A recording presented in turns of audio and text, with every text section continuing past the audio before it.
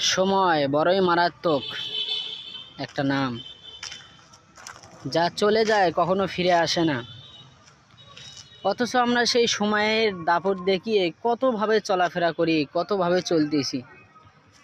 বন্ধু, তোমাকে অবশ্যই বলে দিতে চাই, সময়ে পরিবর্তন অবশ্যই হয়, আর সময়ের সাথে সাথে মানুষেরও পরিবর্তন হয়ে যায়।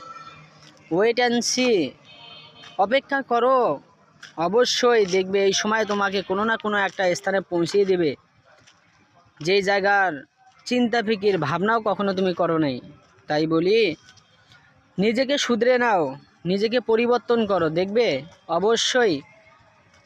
কেননা আল্লাহ রাব্বুল আলামিন তো কোরআনের মধ্যে বলছেন, ইন্না মাআল উসরি ইসরা, কষ্টের মধ্যে স্বস্তি আছে। ফাইন্না মাআল উসরি ইসরা, অবশ্যই কষ্টের মধ্যে স্বস্তি আছে। এই জন্য কষ্ট করে যাও, অবশ্যই আল্লাহ তোমাকে ভালো কিছু দান করবেন ইনশাআল্লাহ।